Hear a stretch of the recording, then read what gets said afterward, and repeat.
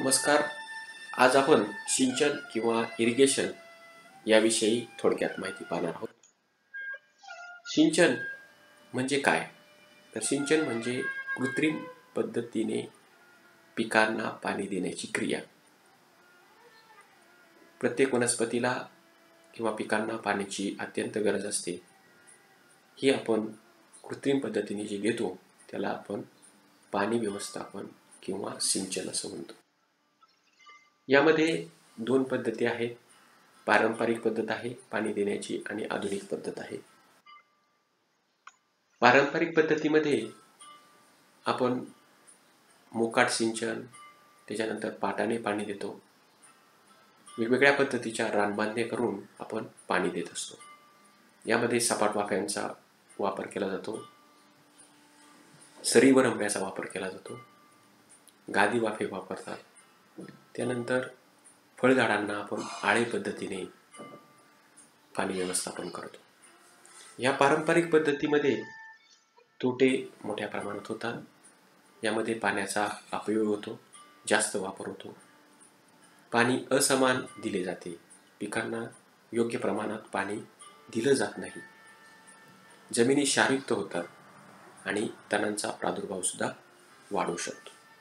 या ठिकाणी पाणी व्यवस्थापन करण्यासाठी पूर्ण वेळ मजुराची गरज असते. हे काही तोटे झाले.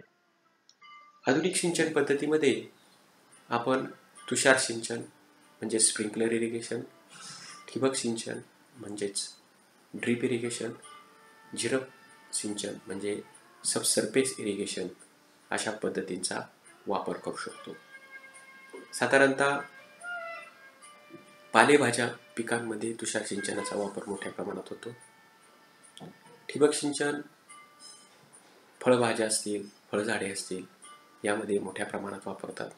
झिरप पद्धत सुद्धा फळभाज्यांमध्ये मोठ्या प्रमाणात वापरली जाते. या पद्धतींचे जर आपण फायदे पाहिले तर पाण्याची बचत मोठ्या प्रमाणात होते. तुषार सिंचनाने 30 ते 40% बचत होते. ठिबक सिंचनाने 40 ते 50% पाण्याची बचत होते आणि सबसर्फेस किंवा झिरप पद्धतीने 50 ते 60% पाण्याची बचत होते. या पद्धतीमध्ये आपण समान आणि मोजून पाणी देऊ शकतो. प्रत्येक झाडाला आपण मोजून पाणी देऊ शकतो. हे पाणी देत असताना आपल्याला विद्राव्य खतही देता येतात. पाणी योग्य प्रमाणात दिल्याने जमिनी क्षारयुक्त होत नाही आणि या ठिकाणी तणांचाही प्रादुर्भाव कमी होतो.